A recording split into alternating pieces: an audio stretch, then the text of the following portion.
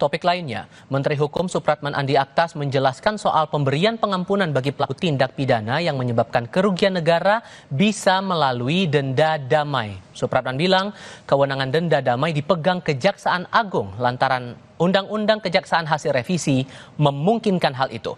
Supratman menjelaskan yang dimaksud dengan denda damai adalah penghentian perkara di luar pengadilan dengan membayar denda yang disetujui Jaksa Agung. Denda damai dapat dipakai untuk menangani tindak pidana yang menyebabkan kerugian negara.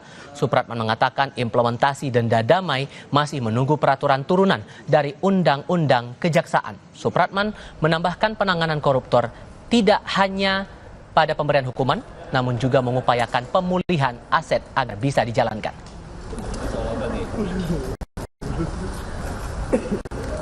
Sebenarnya ruang itu sudah diberikan kepada Kejaksaan Agung, karena Jaksa Agung sekarang salah satu kewenangannya adalah melakukan denda damai. Itu sudah ada ruangnya.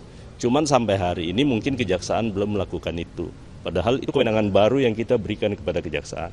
Karena yang paling penting sekali lagi bagi pemerintah dan untuk rakyat Indonesia adalah bagaimana aset recovery itu bisa berjalan. Kemudian kalau aset recovery-nya bisa baik, ya kan, pengembalian kerugian negara itu bisa lebih maksimal, itu jauh lebih baik dibandingkan sekedar hanya menghukum.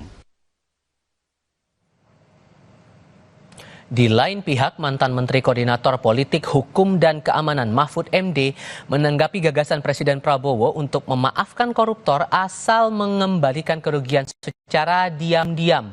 Mahfud merasa heran pada Menteri Hukum yang mencari-cari dalil sebagai pembenaran.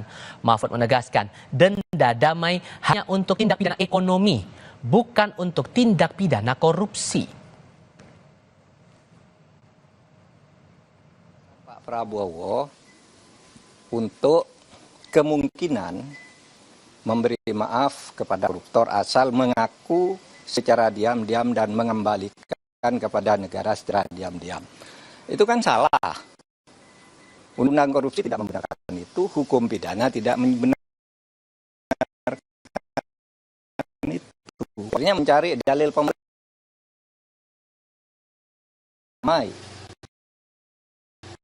Denda hanya untuk tindak pidana ekonomi sesuai dengan undang-undang tentang bea cukai, undang-undang perpajakan, undang-undang kepabeanan untuk tindak pidana ekonomi. Korupsi tidak masuk di situ. Berita selanjutnya, Kepala